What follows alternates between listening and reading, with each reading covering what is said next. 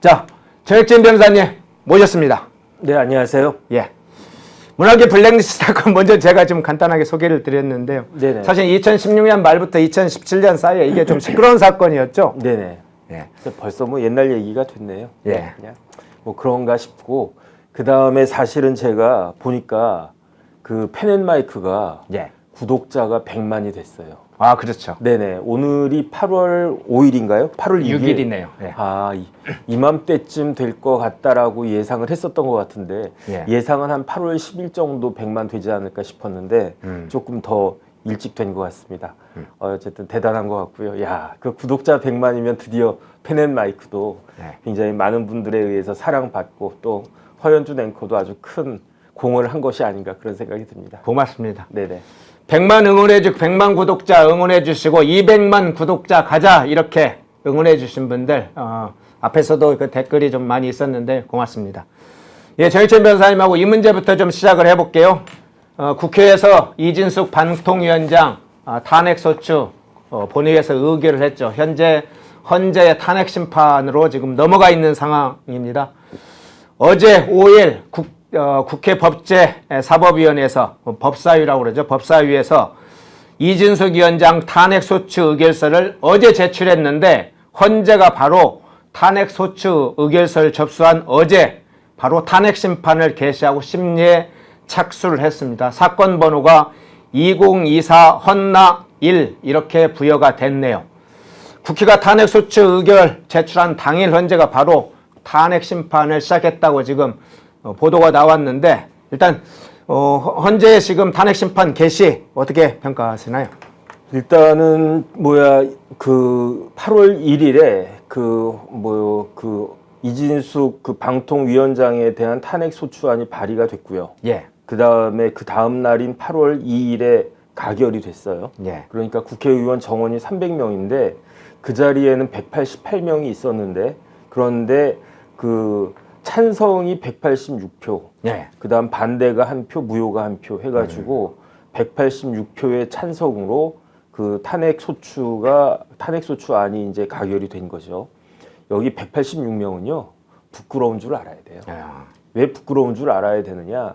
이거는 누가 봐도 명백하게 탄핵 사유가 없다라고 하는 것이 누가 봐도 명백한 거거든요. 이거는 초등학생이 봐도 명백한 거예요. 왜냐하면 탄핵이라고 하는 것은 언제 하는 것이냐?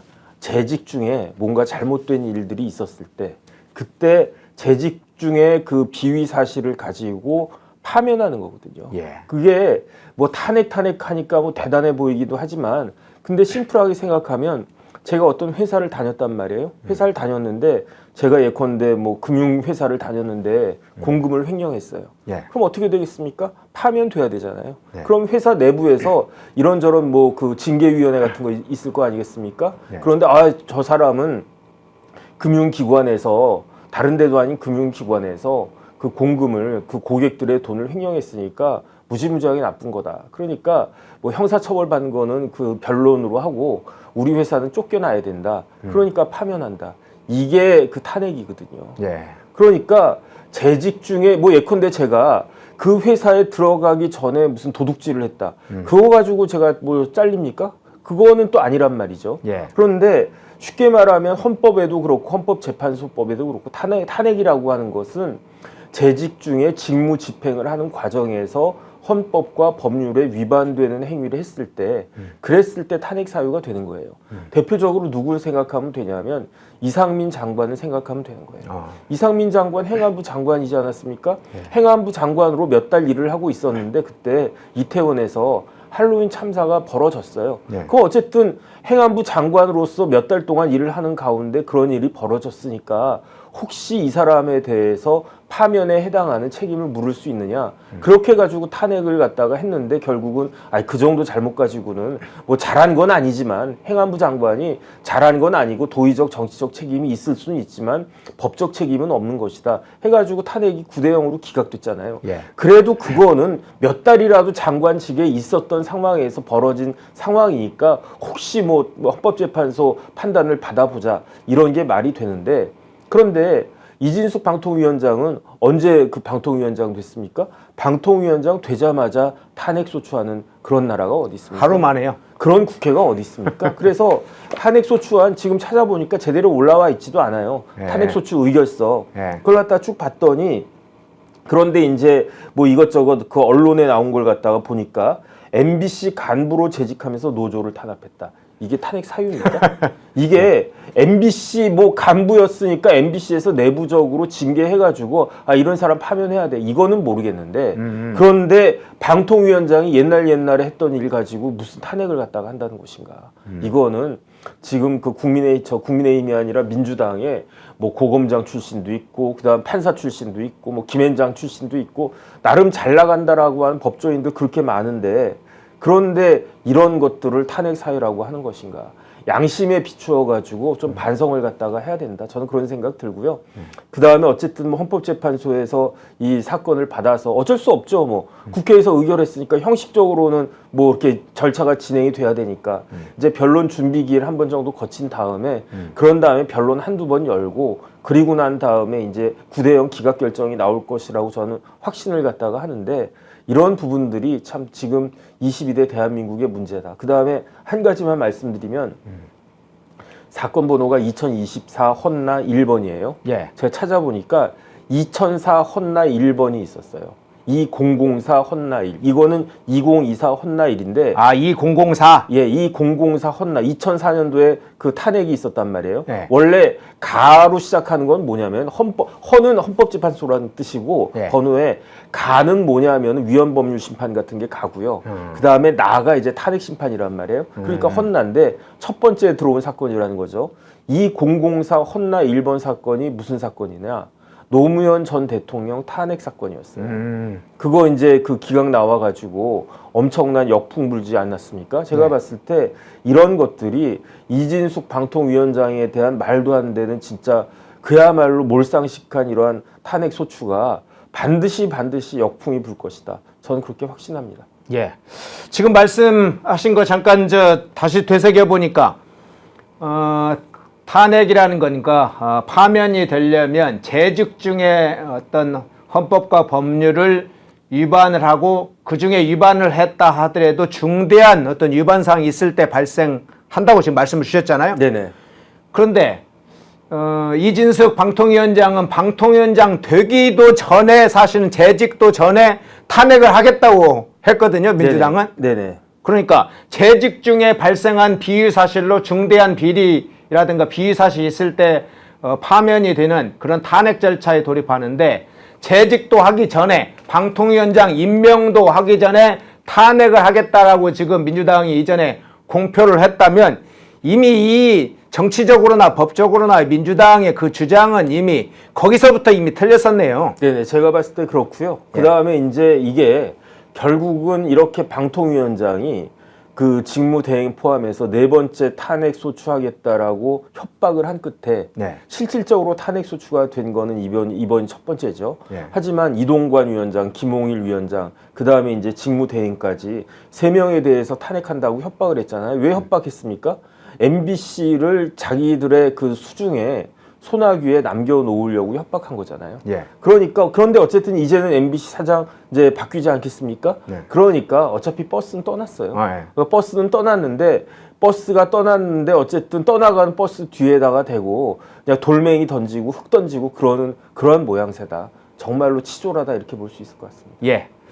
헌재가 사건을 바로 탄핵 심판을 개시하고 심리영사를 살수하면서 배당을 했습니다. 헌재는 배당 내기에 따라 무작위 전자배당을 했고요. 주심 재판관도 정했다고 합니다. 그런데 비공개 원칙에 따라 주심이 누군지는 이 주심 재판관이 누군지는 알려지지 않았습니다. 보통 지난번에 일반 법원의 경우에도 그렇고 수원지법 뭐 이렇게 사건 배당이 될 때 재판부가 누구고 재판장이 누군지 이거 쉽게 알 수 있었는데 헌재의 경우에는 이 재판부 주심 재판관이 알려지지 않고 있는데 원래 헌재는 비공개 원칙으로 다 이렇게 안 알려집니까? 글쎄요, 그건 제가 잘 모르겠는데 네. 어차피 알려져요. 네. 어차피 알려질 거고 예컨대 노무현 전 대통령 때도 주심이 누구였느냐?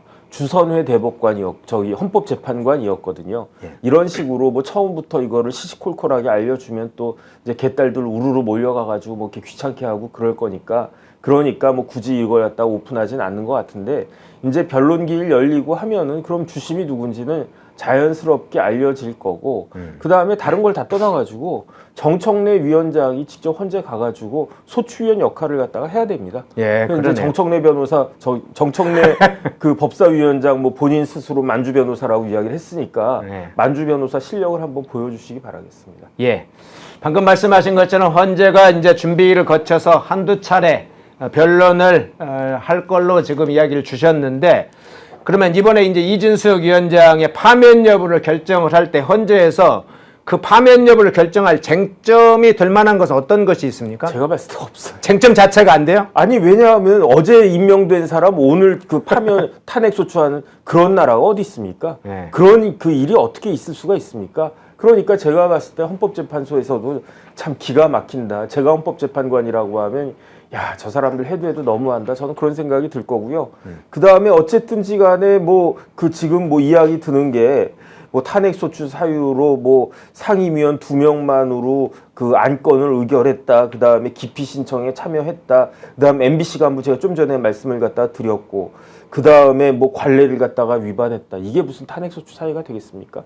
방통위원장이 본인의 권한 내에서 자기 일을 갖다가 한 것을 재량을 갖다가 위반했다라고 볼 수 있을지 몰라도 이걸 가지고 뭐 그 임명된 지 하루 만에 탄핵을 당할 만한 그러한 어떠한 위법한 중대한 위법 행위가 있었느냐 없고요. 그 다음에 제가 몇 군데선 말씀을 드렸는데 그 누구야 노무현 전 대통령 관련해가지고 헌법재판소에서 노무현이 위법하고 헌법이 위반되는 행위를 했다고 그랬어요. 예. 대표적인 게 뭐였겠습니까? 대표적인 게 불법 정치자금 받았다고요.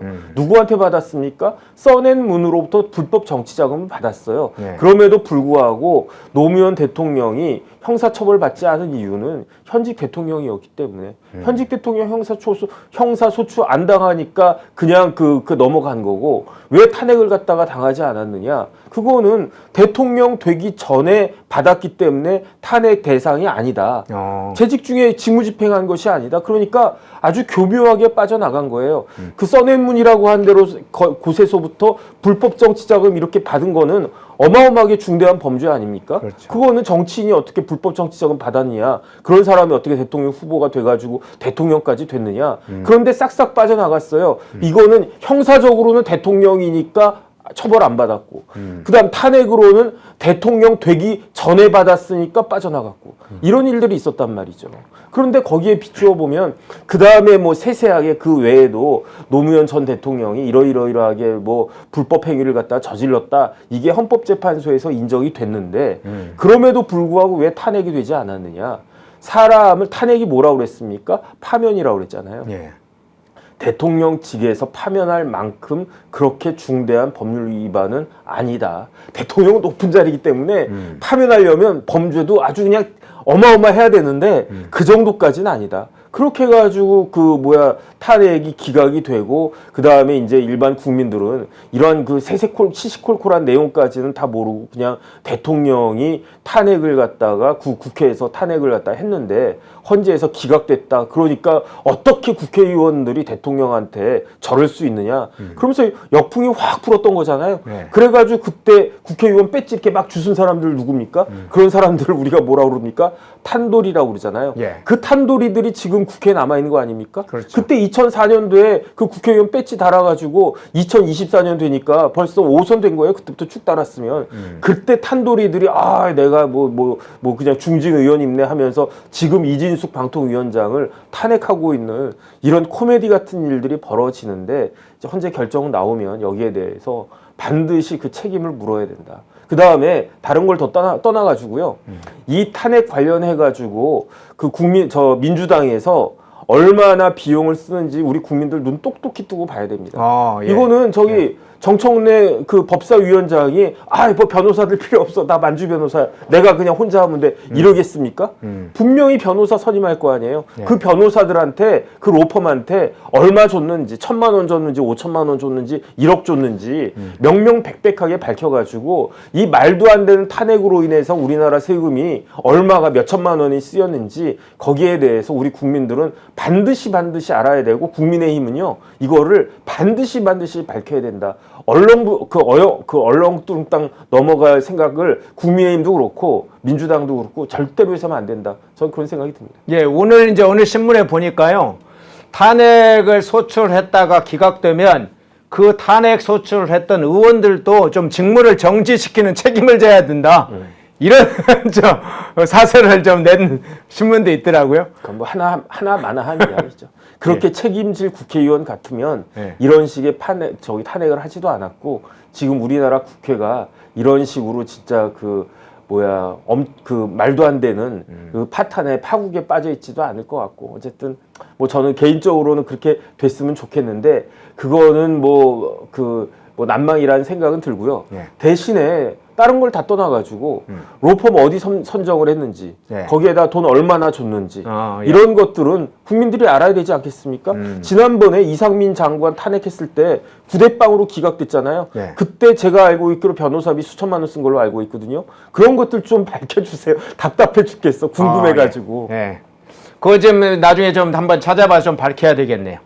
그런데 이제 헌법재판소법에 따르면 탄핵 심판은 최장 180일 이내에 결정을 내려야 되는 걸로 네네. 지금 법에 있잖아요. 네네. 근데 이번 탄핵 지금 이진숙 방통위원장 탄핵 심판의 경우에 6개월까지 그게 걸릴까요? 뭐 예를 들면 한두 달, 두세 달 내에 탄핵 심판 결과가 나올 수 있을 가능성 어떻게 보세요? 더 중요한 건 뭐냐면요. 네. 지금 그 이진숙 방통위원장은 권한이 정지가 됐어요. 예. 탄핵 소추가 되는 순간 해당자는 그 이진숙 그 방통위원장은 22대 첫 번째 탄핵 소추된 사람이고요. 대한민국 역사상 처음으로 정부 위원이 탄핵 소추가 된 사람이에요. 그런데 어쨌든 방통위가 지금 굉장히 중요한 그 자리인데 방통위원장 권한 정지됐어요. 지난번에 이상민 장관, 행안부 장관 권한 정지됐어요. 그때 무슨 일이 있었습니까? 그때 물난리 났었잖아요. 그래서 제 차도 물에 잠기고 그랬었는데 예. 그때 행안부 장관이 없었어요. 그냥 차관이 그냥 소극적으로 대응하다 보니까 이런저런 그 물난리 난 거 아니겠습니까? 오송 참사 이거 그런 거 났었잖아요. 예, 그러니까 지금도 이 똑같이 이진숙 방통위원장도 권한이 정지가 돼서 그러면 지금 김태규 부위원장밖에 없어요. 상임위원도 없잖아요. 예. 이런 상태가 언제까지 돼야 되겠습니까? 헌법재판소는요. 책임을 갖다 통감하면서 이거는 한 달 내에 끝내야 됩니다. 뭐 두 달 새 갈 것도 없고 예. 갈 게 뭐가 있습니까? 어제 임명된 사람 오늘 탄핵했는데 볼 게 뭐가 있습니까? 그냥 빨리빨리 해가지고 그냥 형식적으로 빨리빨리 진행해가지고 결론을 빨리 내려야 된다. 저는 그렇게 생각이 됩니다. 예. 한 달 내에 심판 결정을 내야 된다. 부분까지 이야기를 해주셨네요. 근데 이제 민주당이 지금 탄핵 소추 사유로 삼은 내용 중에도 포함된 건데 2인 체제로 즉 방통위 2인 체제로 MBC 박문진 이사를 선임한 것에 대해서 법원에 집행정지 가처분 신청도 낸다고 지금 준비를 하고 있어요. 네네. 이 법원에서 집행정지 가처분 신청 이거 받아들일까요? 아니 민주당은 그 집행정지 가처분 하기 전에 예. 상임위원 임명하면 되잖아요. 예. 민주당에서. 아니 지금 민주당에서 추천 받아가지고 오늘 될까 내일 될까 기대한 사람들도 많더만 왜 그 사람들 이렇게 기다리게 만듭니까? 왜 조급하게 만듭니까? 아니 빨리빨리 상임위원을 갖다가 자기들이 저거 해가지고 반대할 거 반대하고 찬성할 거 찬성하고 해가지고 정상화를 시켜야지. 도대체 뭐 하는 겁니까? 그러면서 무슨 집행정지 가처분을 갖다가 합니까? 양심이라도 조금 양심이라도 있었으면 있어라. 좋겠다. 저는 예. 그런 생각 드네요. 예. 자, MBC 박문진 이사 선임이 완료되면서 이제 MBC 사장 교체가 지금 임박했죠. 지금 뭐 한 15일 전으로 해서 MBC 사장 공모 절차를 시작을 하고 MBC 8월 말 정도면 사장이 교체될 걸로 지금 예상이 되는 가운데 예상이 되는 겁니다. 그 절차가 아직은 시작은 안 됐으니까 그렇게 예정이 되는데 여권 내부에서는 MBC 어차피 바꾸려면 MBC를 좀 잘 알고 있는 내부 인사 중에 MBC 사장을 좀 선임하는 문제를 고려해야 된다. 이런 의견들이 꽤 많이 나오고 있다고 그래요. 그 부분 어떻게 보세요? 저는 어쨌든 예. 진짜 MBC 사장은요 제일 유능한 사람이 가셨으면 좋겠어요.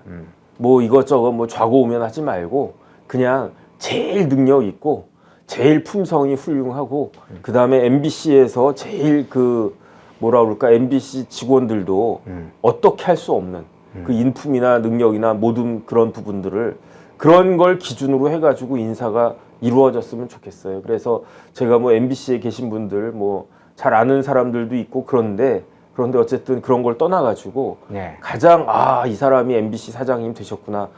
그러면 역시 이제 정권이 바뀌었구나. 이런 것들을 국민들이 실감할 수 있는 그런 인사가 좀 있었으면 좋겠다. 전 개인적인 바람입니다. 예. 월스톤님, 임용된 지 하루 만에 탄핵당할 죄지을 자 이재명 너뿐이다.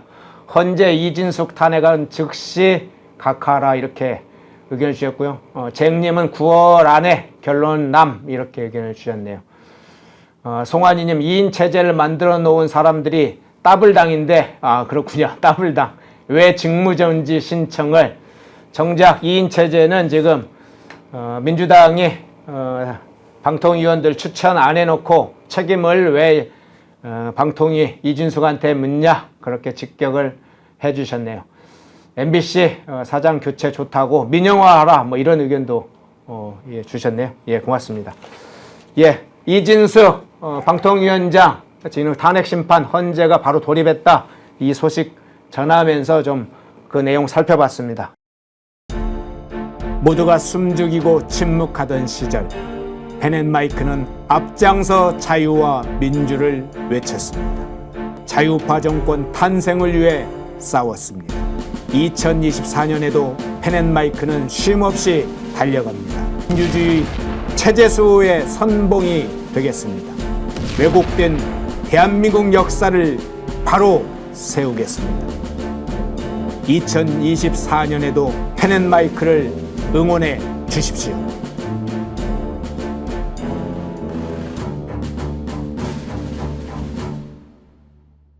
인터넷 검색창에 펜앤마켓을 검색해주세요. 펜앤마켓은 펜앤드마이크 구독자분들을 위한 종합 쇼핑몰로 좋은 상품으로 온라인 최저가를 목표로 하는 마켓입니다. 많은 관심과 사랑 부탁드립니다.